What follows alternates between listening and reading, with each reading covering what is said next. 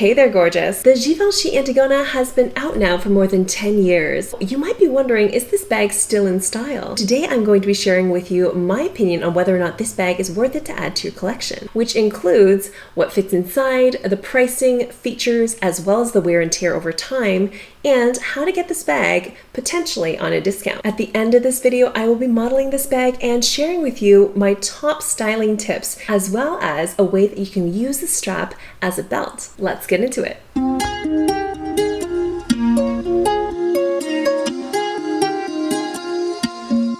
The Givenchy Antigona was first created back in 2010 by Riccardo Tisci, who named this bag after a mythical Greek goddess, Antigone, which actually means unbending and exudes female strength. It really was an iconic bag when it was first released and worn by many celebrities. If you compare the price increase from 2019 to 2021, the bag's price has only gone up 2% over 2 years, which is very low compared to if you invested that same money into an ETF or index fund in the stock market. Just know that this luxury bag is not an investment bag where you're going to be able to get all of your money back when you sell it in the future.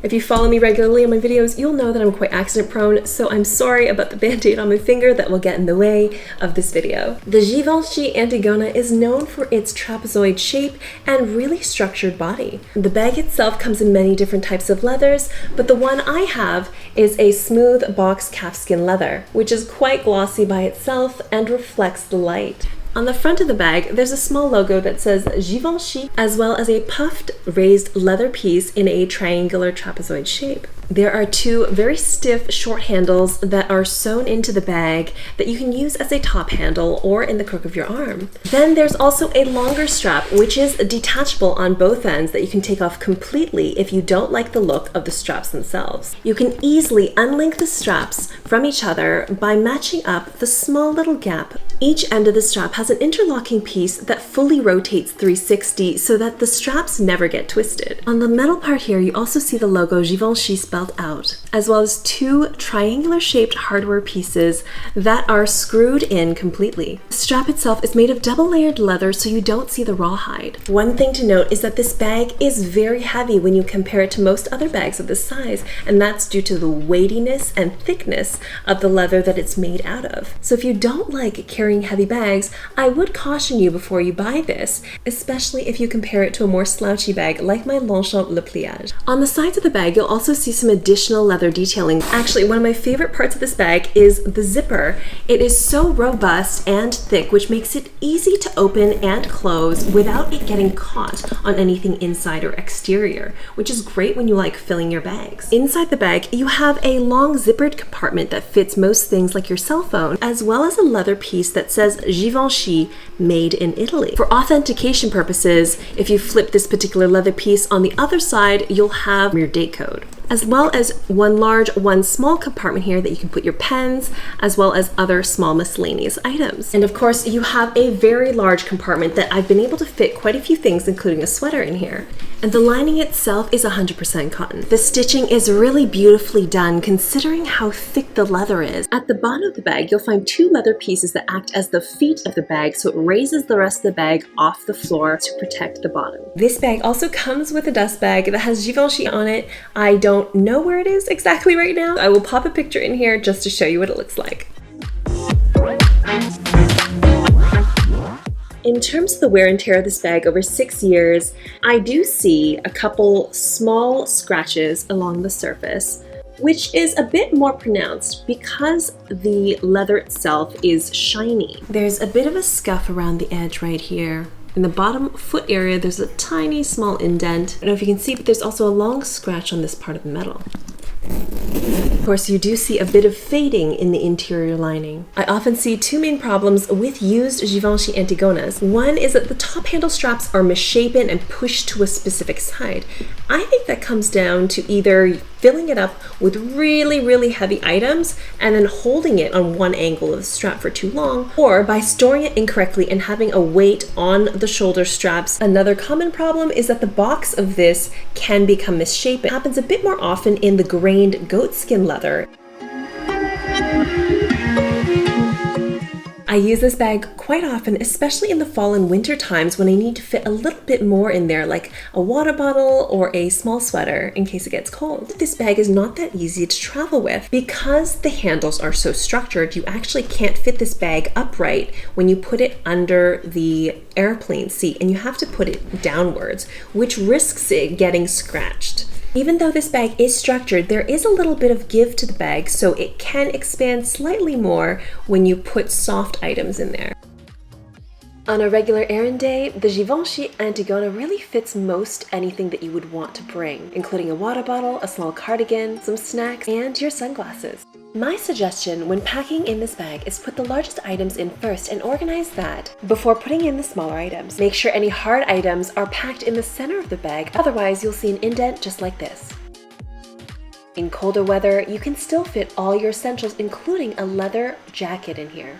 Unfortunately, the Givenchy Antigona in small won't fit your laptop or your iPad, so if you're looking for a bag to carry these items, you might want to go up into the medium size.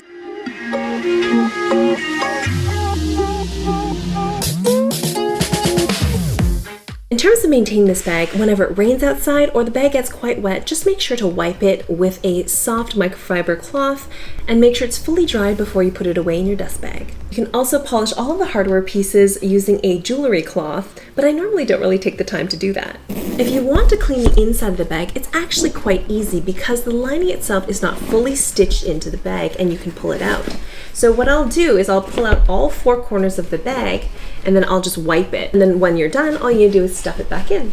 In general, I use this bag quite normally. However, I have developed some micro habits that really has helped me maintain all of my luxury bags in quite good condition. I am considering making a separate video to share with you those micro habits that I've developed. And if you're interested in more of this type of content, please subscribe and turn on the alerts so that you're aware of when that next video comes out.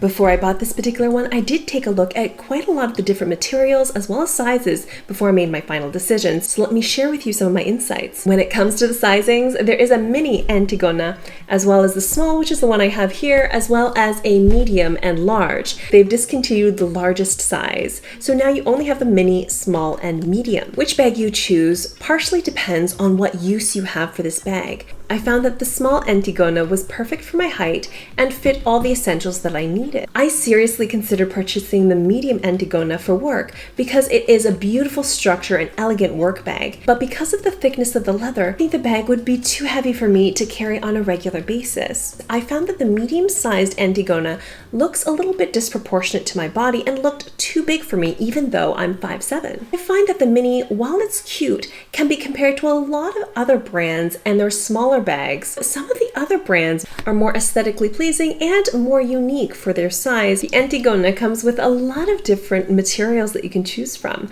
and some of the most popular is this smooth calf leather, as well as a grained goat skin, and other exotic leathers that you'll see. I have found that this smooth box calf leather was my very favorite because the sheen on the leather really emphasizes the structure and elegance of this bag, while I find the grained goat skin, which is probably the second most popular material, does not show off the structure as beautifully. The main drawback of the smooth box calfskin leather of the bag is that you will see scratches more prominently than if you got a grained leather. I would be careful if you like wearing rough materials, for example leather jackets with a lot of zippers or sequins.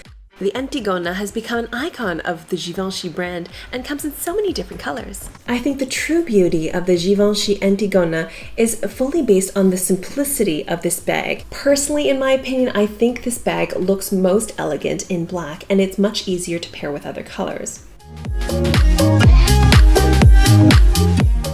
You can typically get this bag in any Givenchy standalone retail store, or you can purchase it on the Givenchy website. Keep in mind, if you do go in-store instead of going on the website, you may find some out-of-season color that is not online. You can also get this bag in department stores like Neiman Marcus and Saks Fifth Avenue here in the US. I actually purchased this particular bag from a Canadian department store called Holt Renfrew back in the day. Although I personally haven't seen this bag go on sale specifically at department stores, they are more likely to than the specific standalone retailer themselves. So the downside of department stores is you'll likely have a smaller collection that you can choose from. Then you have direct-to-consumer luxury stores stores, and those are sites, for example, like My Teresa or Sense.com, and they specifically sell luxury goods direct to consumer through online retail. So if you're interested in nabbing this particular bag at a lower cost, make sure you sign up for email and sale alerts. For the future, I've actually been thinking about putting together an email list so that you guys can sign up for a curated list of items that I think are high quality and worth your money. Also alert you to sales on items that I know of are really great value, like this particular bag. Let me know if that's something that really interests you. And then of course you have the resale market, which I think is great if you're trying to get some of the limited edition colors and materials of this particular bag. Also, because the Givenchy Antigona in large is discontinued, the only way you'll be able to get it is through the resale market. I will caution you, of course, this is a very popular bag, so you will encounter fakes. Make sure you really pay attention to the details of the bag's construction before you buy it.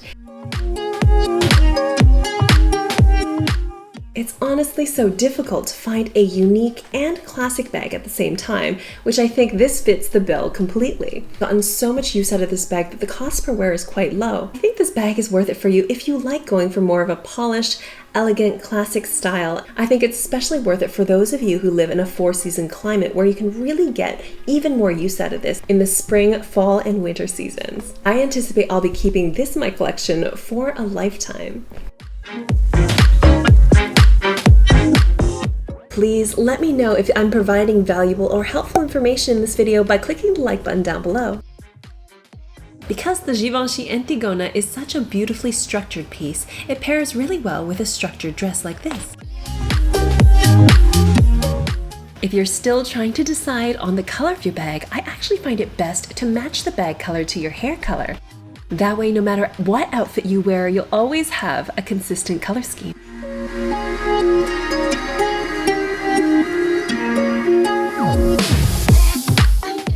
I really enjoy wearing the Antigona with other leather pieces and contrasting the different textures. For example, if you have a glossy bag like I do, pair it with a more textured leather skirt or leather pair of pants.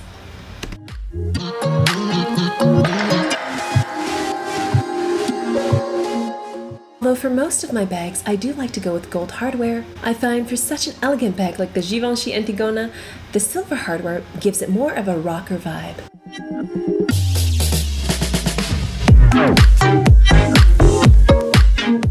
The Givenchy Antigona is a perfect work bag. Get it in a small version if you don't have to carry around a laptop or larger items.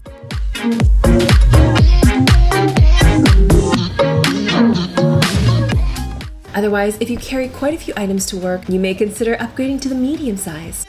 Color blocking is an excellent way to style your Givenchy Antigona, where you pair at least one color in your outfit to your bag.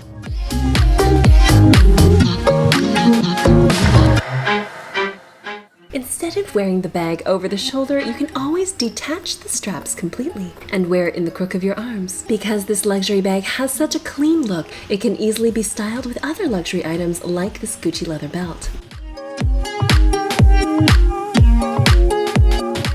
You can always tie a scarf or a twilly on your purse for a pop of color.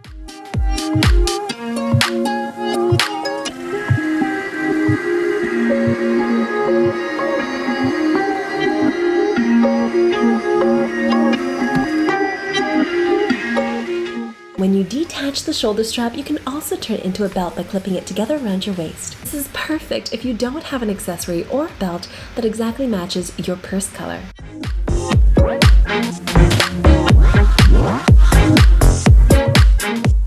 For my next outfit, I've been able to use it as a low-rise belt, even without belt loops. Although keep in mind this may not work on you, as it fully depends on the size of the Antigona that you purchased, as well as your waist size.